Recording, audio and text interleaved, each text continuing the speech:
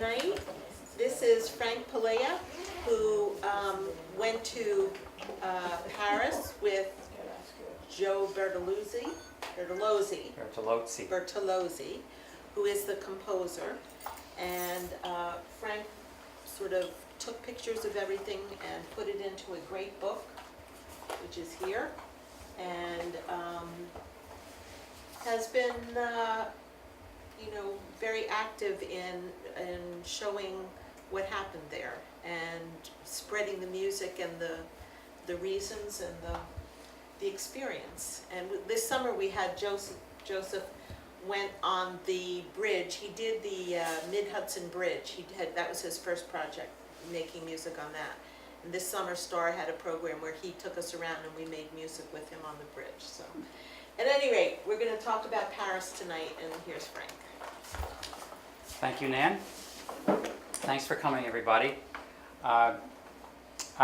Before I start, I just want to mention that this was the most unique thing I've ever done with anybody. I mean, I'm usually an independent artist. I do a lot of things on my own.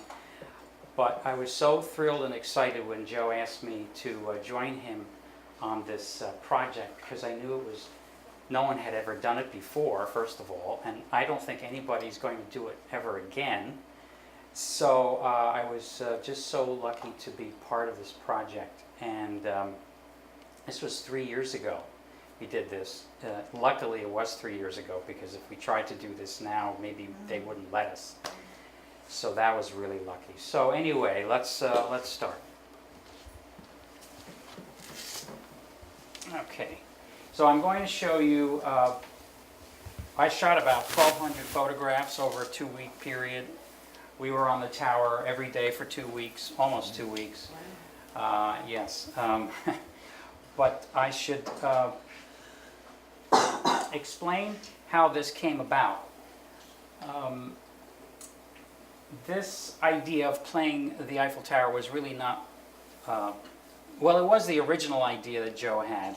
Actually, his wife had a lot to do with it. I think they were in Paris maybe 10 years ago on vacation, and they're sitting in the hotel, and there's a poster of the Eiffel Tower on the wall, and Joseph and his wife Sheila were talking, and Sheila was teasing Joseph how he plays percussion, because he plays the organ and is a percussionist and a composer. So she was making fun of the way he plays with the sticks on this project he did a few years back, the bronze collection, where he plays about 100 drums and cymbals over a 1-hour period. So she's making fun of him, and she hits the poster. And he sees that and he goes, the light bulb went off. And he said, well, his exact words were, that could work. So that idea was in his head. This was many years ago. So in the meantime, obviously he's American. He doesn't know anybody in Paris. He doesn't speak French. So he figured, well, how am I even going to start to do this? It's such a daunting idea. It's a great idea, but it's just so overwhelming. Where do I even begin? So he did some research and found out that Gustave Eiffel was actually a bridge designer and bridge engineer. So just by coincidence, this is 2005 or so. 2009 was the quadricentennial, the Hudson-Fulton quadricentennial. So there were a lot of things happening up and down the Hudson River. So he thought, well, why don't I do it on a bridge? And I'll do it on the Mid-Hudson Bridge. And because it's kind of made in a similar way as the tower. And he used it as a kind of a dry run. So he went ahead and organized some audio engineers and got permission from the Bridge Authority. And voila, the birth of bridge music. So he pretty much did the same thing then as he did on the bridge, which was to sample. When you're tapping and hitting something, it's called sampling.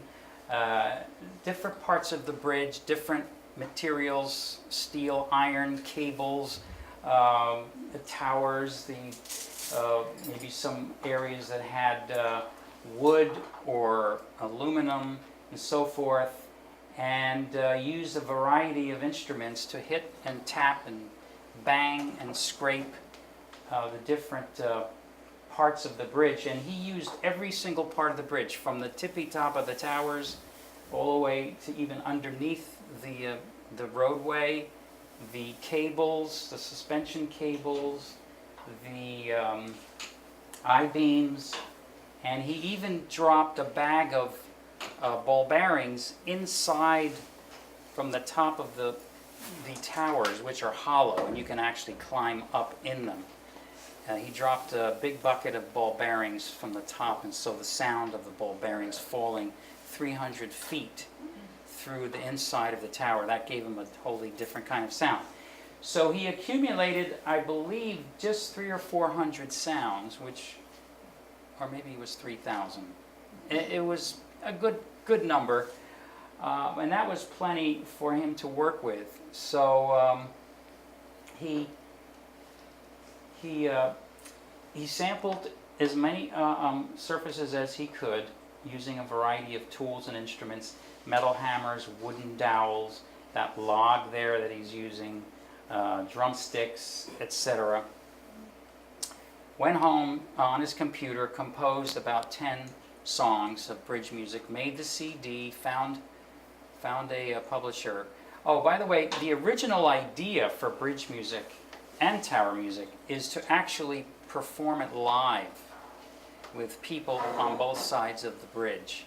And it would take probably 30 or 40 percussionists, all with computers, with a score that they're actually looking at on the screen, headphones, and he would sort of conduct it, and be the conductor for this. Really complicated, and it would have cost $5 million or something like that. So that was kind of out of the question. So plan B was to make the CD and then see what happens. So it turns out that it turned out pretty well. It was successful. It made the Billboard charts, I think number 16 or something on the Billboard charts. Sold pretty well. It got tons of international press, New York Times, NPR, you name it. He was on every radio show you could think of. And so he took that CD and took it to Paris. Or actually didn't take it, he sent it to Paris, explaining what he was planning to do. And in the beginning, he didn't get much of a response. He sent one packet, nothing. 2 packets, nothing. 3 packets. I think the 6th packet that he sent, he finally heard something back from the Parisians. And they were interested. So he pursued it, and he actually went over there, and he explained it in person what he wanted to do. And by having the bridge music CD, that was proof that it was a possibility. It wasn't some kook, who just wants to go bang on the national monument of France. Think about it. If a foreigner wanted to come over here and start banging on the Washington Monument, he would think twice about it. I don't know if it would take 6 years, because that's how long it took to finally get the permission to do this, 6 years. And so the spring of 2013, he put a team together, and that's the team there, 8 of us. And so let's see, from left to right, that's me, the photographer. This is Kyle, he was the producer. These 2 fellows, Paul and Joe, were the audio engineers. Here's Joseph Bertolozzi here. And this is Rob, he was the kind of an assistant and also a social media person. He would, at the end of every day, he would do blogging and emailing and all that stuff. And then this is Jeff. He was the sound recorder, or secretary rather, where he actually typed in on a spreadsheet everything that Joe tapped or hit or touched, For example, let's say the first level here, the north corner, the railing. So everything was specific. So when Joe wanted to find a sound, he knew exactly where to go in his computer to find a particular sound. And then this is the third Joe. We had 3 Joes on the team. This is Joseph Redwood Martinez. He was the videographer. So I have to tell you a funny story too. The first few days that we were in Paris, this is the end of May, early June 2013, it was terrible weather. It was rainy, cold, windy. The Parisians told us this is the coldest spring since World War II. And we believed it because it was mighty cold and windy and rainy. But this is the first day when we arrived. We just took a stroll down to the tower. Joseph found an Airbnb apartment that we all stayed in. It was a huge apartment with several bedrooms, lots of places to sleep. So we were all together in one place. But it was a terrible day that first day. And just as we were walking back to the apartment, and I turned around, I saw the tower, and I said, why don't we take a group shot here? It's, first picture tower music project. So I wanted to be in it, obviously, and I didn't have a tripod, so there happened to be a man sitting in the park bench right near us, absolutely doing nothing, and I said, excuse me, could you take a picture of us? And it was amazing. I didn't tell him how to shoot it or what to do. I just said, could you take a picture? And then we just sort of grouped together in a matter of like 5 seconds. And it's amazing how we all lined up according to our size. And I heard someone said this looks like the shish kebab team. So anyway, the picture was absolutely perfect. The sun came out. He didn't chop off the top of the tower, and the whole tower is absolutely perfect. If I knew I was going to use this on the back cover of my book, I would have given him photo credit, but who knew? We didn't think of that at the time. So anyway, so here's the team. This is Joseph again. He likes to be called Joseph and not Joe. Although during this project, since there were 3 Joes, he was Joe B or Bert, just to make him a little different from the other Joes. And then there's on the left are the 2 audio engineers, Joe and Pop. So we called him Pop instead of Joe. And Paul with the red jacket, and that's me on the right. And then,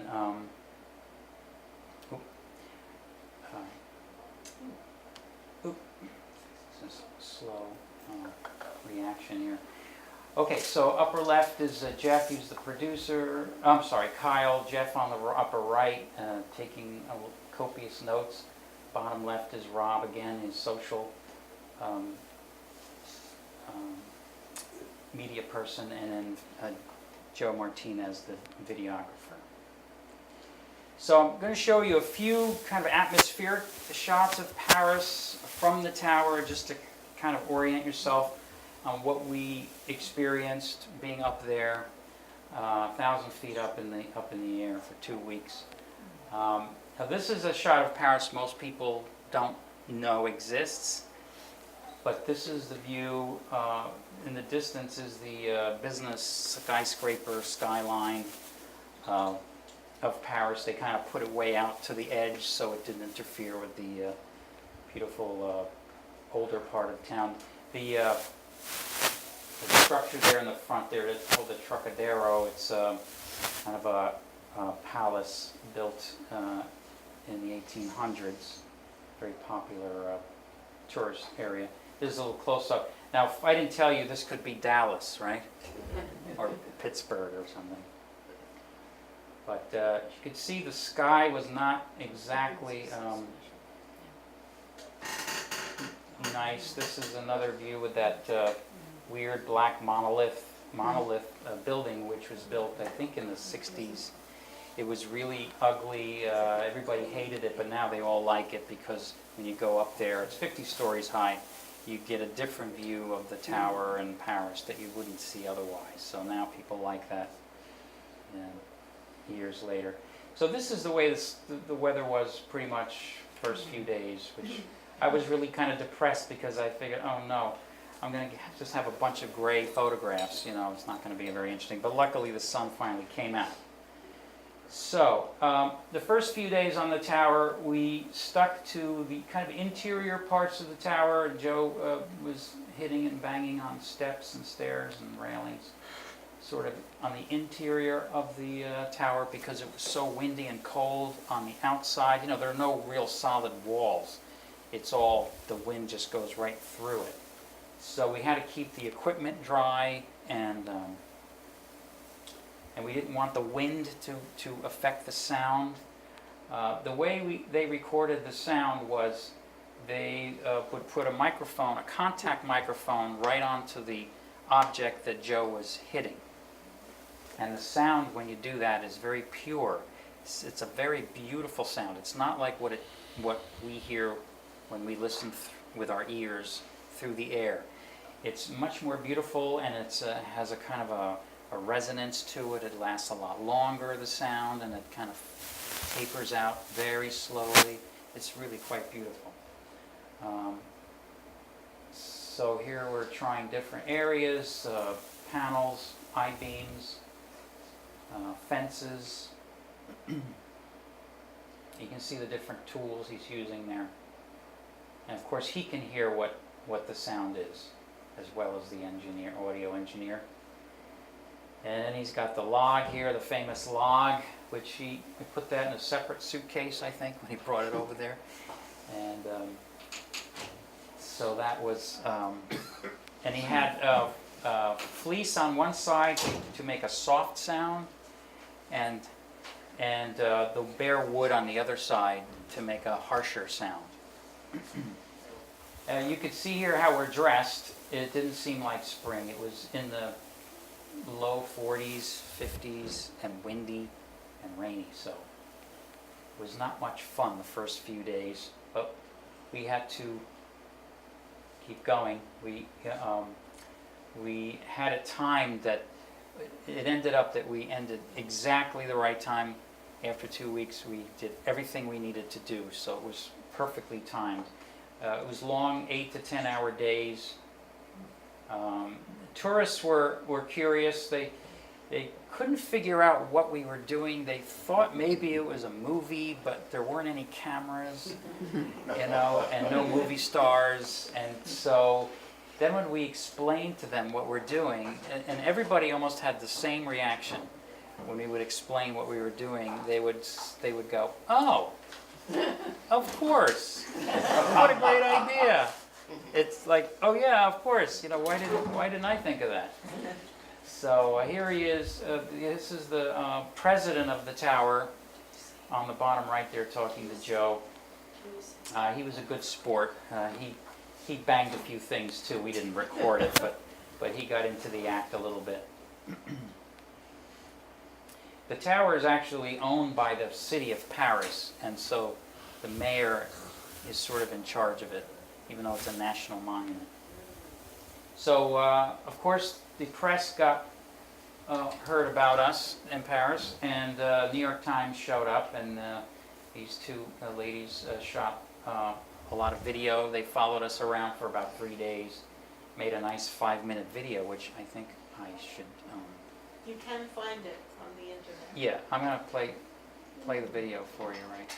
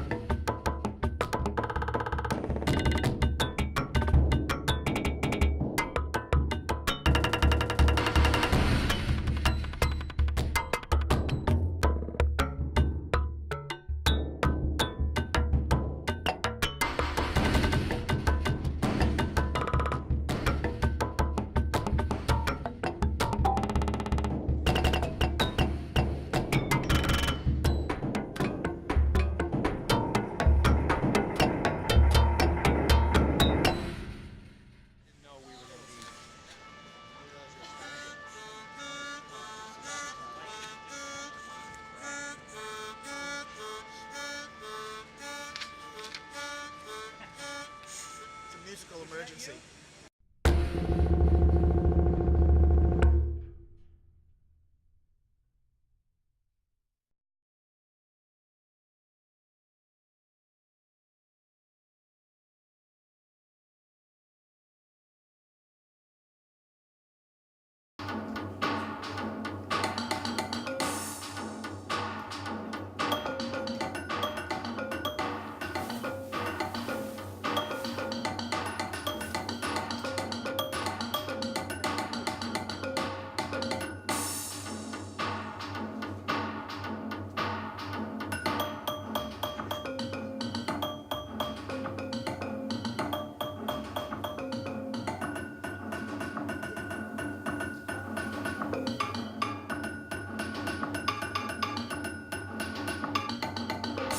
Amazing variety, right? So you composed this just from the sounds, Frank? Oh, I This is all composed just. This is bridge music, and I think he only had about 300 sounds versus tower music. He collected 10,000 sounds, and then from those 10,000, he whittled it down to about 1,000, maybe 1,500. So he had a lot more to work with tower music. Well, no. This is all no drums or anything. No, this is only the bridge. And it's not. He also did not synthesize anything. He didn't exaggerate. He just the pure sounds of the bridge and the tower. What does he categorize each? Yeah, he has an amazing system to catalog. That's why we had one person just doing that, writing, third level, southeast corner, yellow railing, wooden mallet.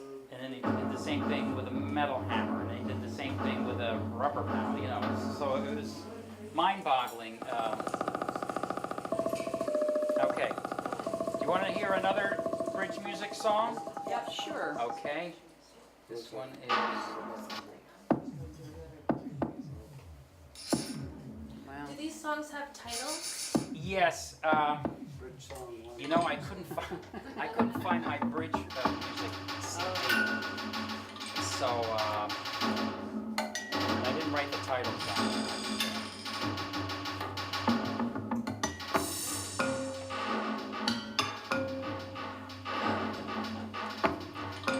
Parts of it sound like, gamelan? It's South Asian instrument. There's certain parts of the bridge and the tower that have that similar sound. Also, kettle drums sound a little bit like kettle drums. Yes. Pardon? Oh, he got funding from several sources. A Kickstarter campaign, local foundations, grants, everywhere and anywhere. His relatives. He has a lot of relatives. Because I met most That of them. helps. So, because wherever he gives his presentation, it's half the audience is his relatives. But no, that's great. So he managed. I believe he raised about $80,000 for tower music. For bridge music, I don't really know, but it was enough. Maybe for the bridge music, you didn't have to travel. Yeah, well- Put all of you up and. Yeah, I mean, I was aware of bridge music, but he only had about 3 people to assist him. The tower music was a bigger thing, so he had 8. Where is he tonight? So, where's Joe tonight? I don't know. Maybe he's planning his next, Brooklyn, the Well, there's a Brooklyn Brooklyn Bridge. Well, I suggested the. Okay, do you want to hear tower music? Sure. Yes, yeah. Okay. Absolutely. But what did you suggest? He was thinking of I suggested the Statue of Liberty. He actually did talk to them already. And I don't know if they'll let you bang on that. they said he could only hit the inside. Yeah, not the outside. Even though he doesn't hurt anything, you know, it's just a little piece of wood. It's, I just can't imagine them letting you do that. well, that's why the Parisians were a little bit I bet. hesitant, you know. I bet. But then once we got the green light, they were really, really nice. That's cool. You know, they were just more than helpful. And the log didn't scare them? I guess not, because it's wood, you know. It's, the tower's stronger than the wood. And then he had fuzz on one side. This is tower music. This is the Eiffel Tower. Yeah, this is called 1,000 Feet of Sound.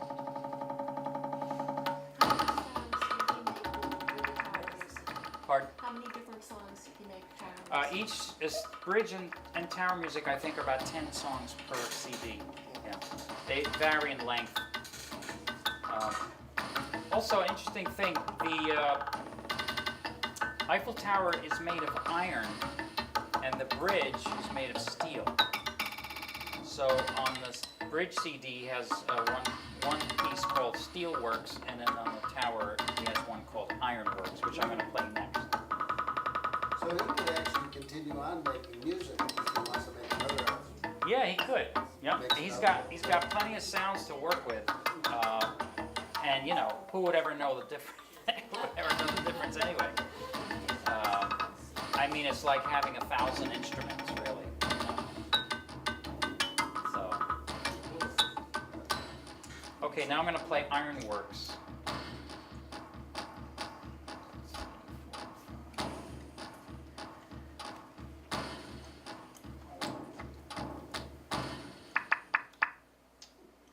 That was my computer.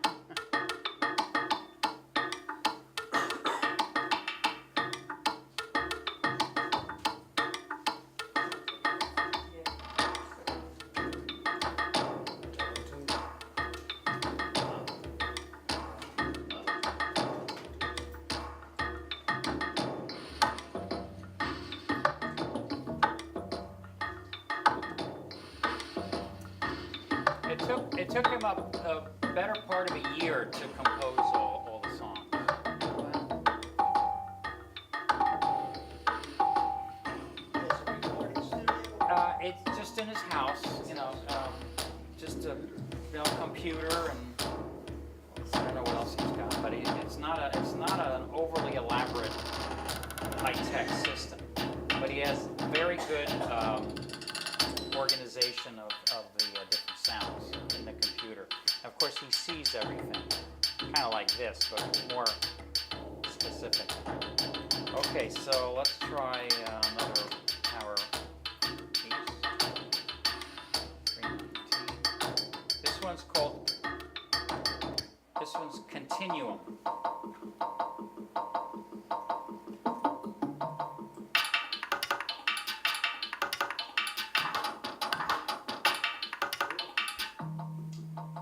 It's like Philip Glass. A little bit. Or Harry Partch. I don't know if you know Yeah. Harry Partch. Yeah. Yeah, I mean, there are other musicians that have done similar things, but just not the Eiffel Tower, you know. Duh. Well, there have been other people who've done, you know, but not, you know, maybe part of something else, and then they distort it and combine it with traditional instruments, you know, whatever. Right. But this is purely the Eiffel Tower. So when someone visits the advertise, they can buy these, they have for sale. The CDs? Yeah. Oh yeah, they're available in all the stores, on Amazon. I know, but I'm not here. getting it at the Eiffel Tower. Do you have a gift shop? You Gift know, shop? Joe and I are scratching our heads. They don't seem to be responding to selling this at the Eiffel Tower. They have several gift shops.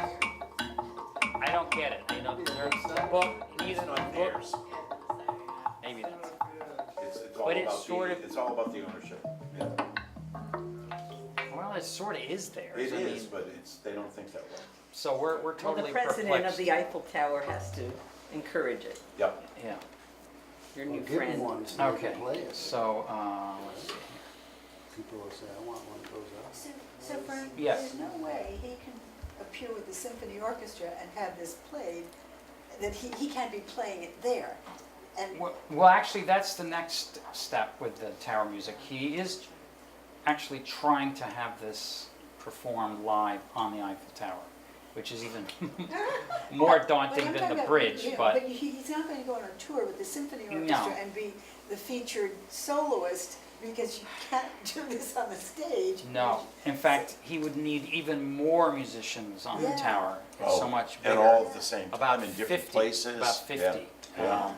And then, of course, there'd be, on the ground level, underneath, there's a big open space, would be other bands playing, you know, maybe similar kind of music. It would be an enormous event. Event. A Well, could the really computer be enormous considered event. an instrument with all those sounds in it? I guess it could, right? You could play the tape at a, yeah, you'd have to rent a Well, show, you know, he but- would actually Yeah. just, Yeah. you would hear these songs, actually, they would play these Yeah. songs, but just live. And the speakers probably would have to be about 3 stories high. Now, if you look to the right, and those are the tools and instruments they use, just simple dowels and sticks and Wow. hammers. Excuse me, Yes. when you were recording there, how did you keep out the ambient noise, the other? Because the microphones, and you'll see a close-up later, the microphones were actually attached to the surface where he was hitting. So it only picks up the vibration of, say, a railing. It only picks up the vibration of that particular railing, and all the other ambient sound is not part of it. That's what I was saying before. It's a beautiful, pure sound.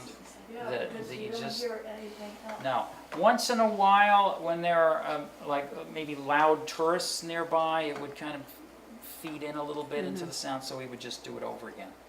But most of the time, that was not a problem.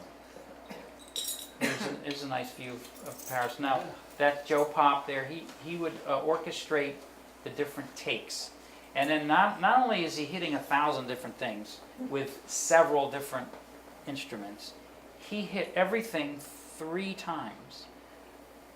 Soft, medium, hard. Then the next stick. Soft, medium, hard. The same spot. And then a metal hammer. Soft, medium. I mean, it is insane. But that's the way it needed to be done to get the full range of sound that he needed for the CD. You know, we all chipped in. They needed a boom mic guy, so I put my camera down for a few minutes and did that. And then at the end of each day, we would be walking back to the apartment, and we couldn't resist standing there and taking pictures of ourselves. Because, you know, at times you couldn't believe we were actually doing this. You know, I mean, who would ever think you'd be doing this ever? And for 2 weeks, no less. Now, on the tower, they have these historical graphic artworks of informational signs and pictures, just showing you explaining the history of the construction and the history of the tower. And I was struck by this because it's so similar to what we were doing, almost to the T, you know, but here they're building the tower, and then Joe is playing the tower. But I thought I wanted to add that into the talk here. Now, the history of the tower, it came from the United States. They shipped it over, did they, or was it built right No, here? you're thinking of the Statue of Liberty. The other way. No, but didn't No, it? this was for No, the this is built, exposition. it was built in Well, I thought it came 1899. from the United States. No. It didn't. No. Built in 1899 for the World's Fair. It was the tallest structure in the world at the time, about 1,000 feet high, designed by Gustave Eiffel. We say Eiffel, but it's Eiffel. And an interesting story I heard about this is that he was such a good engineer that at the end of the construction of the tower, there were maybe 3 or 4 pieces left over. And look at the complexity of this thing. It's just amazing how he could actually. And it was supposed to be temporary. Yes. Right, and It's supposed everybody to come hated down. it. And It's supposed to everybody, come down after right. the fair, yeah. And everybody hated it. They Yes. thought, what is this monstrosity? It's just so out of scale with everything, you know. Now everybody, of course, loves it. But now on the top, on the summit, And I was surprised to see this. I didn't know it was there. There's a little tiny little museum, wax museum, and they have wax figures here of Thomas Edison on the left and Gustave Eiffel on the right. And I believe the woman in the background is Madame Curie. But I thought it was such a surprise to see it, because you just don't expect to see anything like that. What was the end result of this project? Of what, tower music? The whole project, I mean, where did it go? I mean, what happened to Well, he made the CD, and it's out there in the world. it? Is it on YouTube? Yeah, you can. You would type in Bertolozzi tower music, and it comes up. And it's on my website. It's on his website. It's all It's over. for sale here. It's for sale here. CD and the book. So if you, just one thing, that's Yeah. the mic, isn't it, that's attached to the pillar on Yes. the right? So- Upper right frame is, you can see the tape, black tape, that's the mic, and see the circle, the little chalk circle, that's where Joe would be hitting. We didn't make the chalk marks very often, but just sometimes, to get the right spot on that big beam, because the different parts of that big beam sound differently, so Joe wanted a particular sound.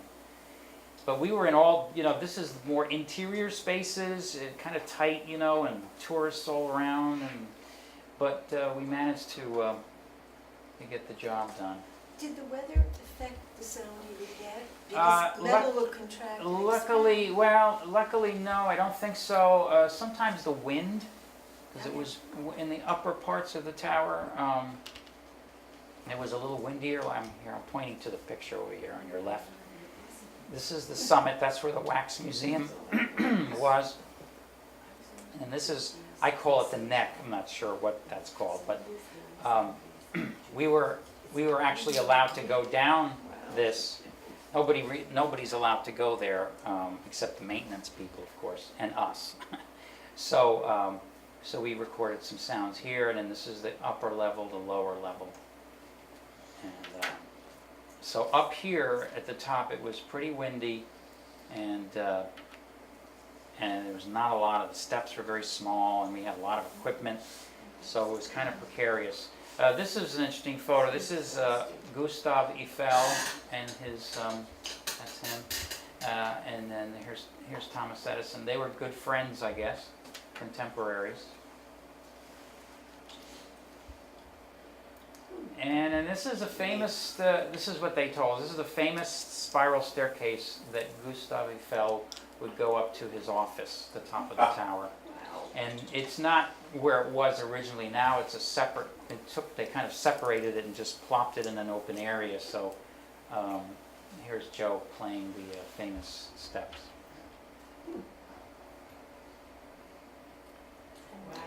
Yeah, this gives you an idea. I'm getting dizzy. Yeah. Yeah, this is I call it the vertigo shot, because I actually get a little queasy just looking at the photographs. So you can imagine being up there with the wind and the rain. Oh, thank you. Yeah. So that's yeah. Please change that. Yes. So there's stairs all the way up, Frank? Yeah. Well, there's elevators that go to the top. The elevators, I'm on the little picture here. Elevators start at the bottom and they go up the legs, up the neck, and to the top. And then tourists only can go here, here, and up here. And that's So where we the walked. restaurant is up on top? So you walked all We that? walked all down through here. That was that last vertigo shot. Yeah. And in fact, one of the team members, the producer, Kyle, he didn't say anything in the beginning, but he said he was afraid of heights. He didn't want to say it in the beginning of the project because You didn't want to get fired. because he was right, exactly. But he managed to deal with it. So this is there's a lot of stuff on the tower. I just like the colors, and they look like colorful sculptures. These are older parts that are not actually functioning anymore, but they're kind of beautiful and interesting, so they kind of show them on. It's like a display. And then you get, that's upper right there. That's the the open area on the ground. Huge line every day that we just snaked around. And you just bypassed the wall. Yeah, oh, that was great. We had, our badges. And What we fun. just didn't have to go into any lines. We went into special entrance and we got escorted all over the place. It was really great. This gives you an idea of, image on the left gives you an idea of the complexity of the structure of the tower. I mean, look at that. Can you imagine actually drawing every piece, that Eiffel did? So what did he do with the 4 pieces left over? He auctioned them off, I guess. I don't know. He didn't find where they were missing? I thought the same thing. Yeah. Yeah, I've done that fixing my car. right, you have these bolts left over.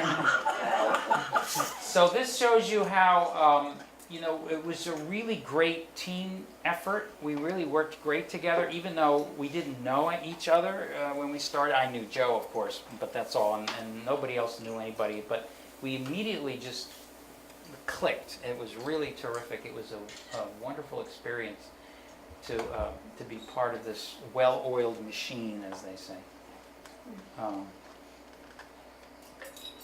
And these are some different views. A lot of the tourists were kind of oblivious to us, but some just stood around and stared for hours. It just depends. A couple of young girls. What's with the log? Well, the log is the log. It's a different sound. It's a kind of a And does bass, he hit- like a bass sound. He hits it with the log. Yeah. Gotcha. Oh yeah. You missed that picture. Do you have a log, do you have a log does have song? Well, it's Or it's incorporated with? it's mixed in there It's all somewhere. mixed in. I couldn't Doesn't it pinpoint. have some padding on it? Something Yeah, on one it? side Yeah. has lamb's fleece to Right. give it a kind of a Yeah. muffled, soft Right. sound. The other side just the bare wood to give it have a harder sound.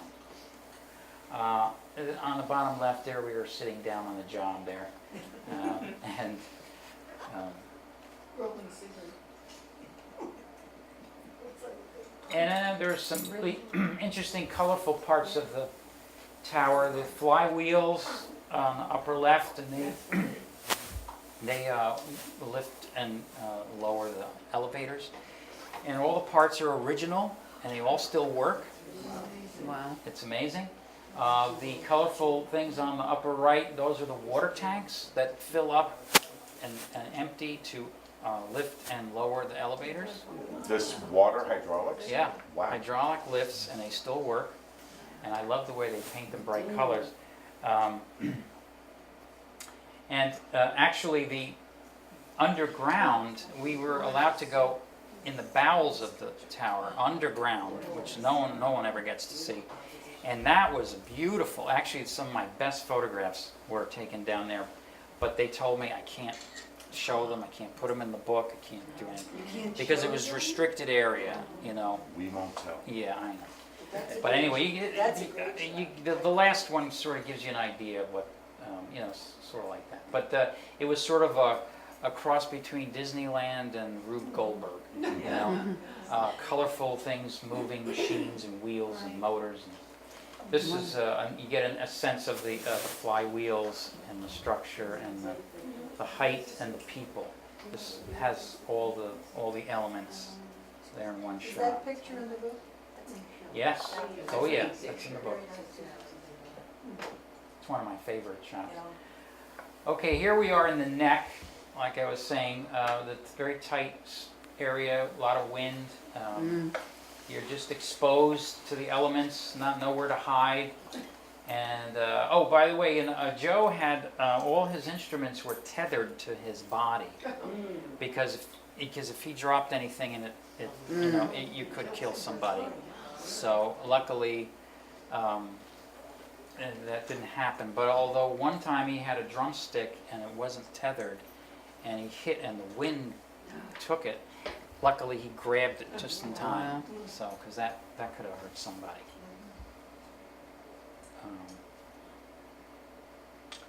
And then these are some different shots.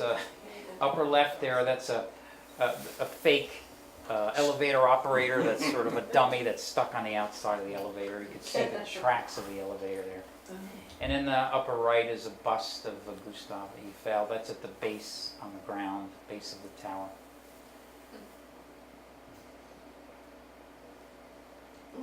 Here he's using a fuzzy mallet to get a softer sound.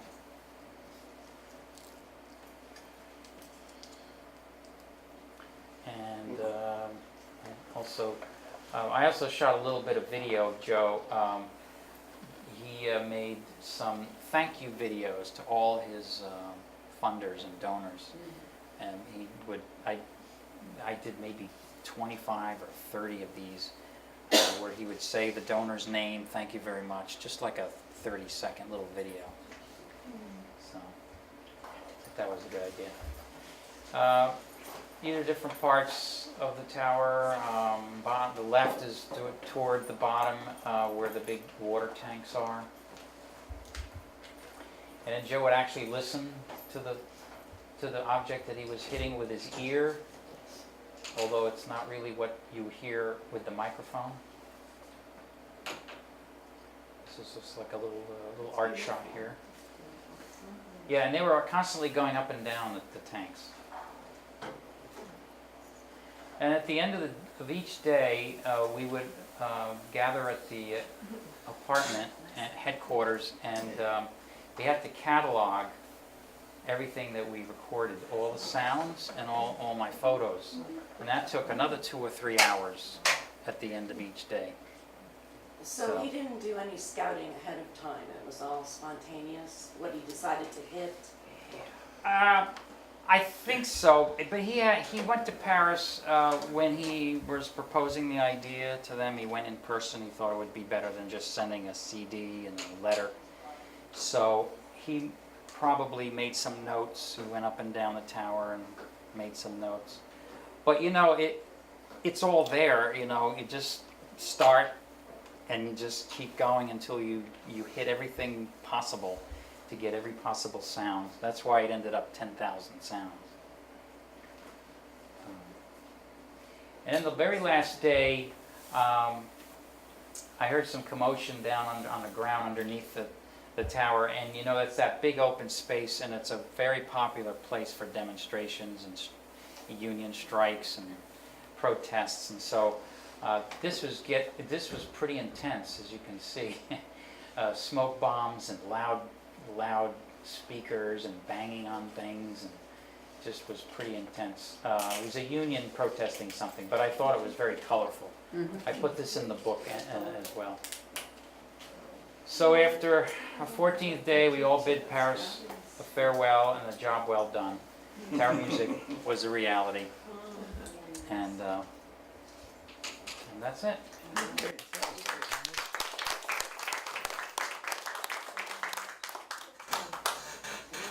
So if you'd like to look at some of the items I brought, I have the Tower Music book, the CD, and some t-shirts, and I even made some coasters. Photo coasters. Oh, you didn't miss two of those.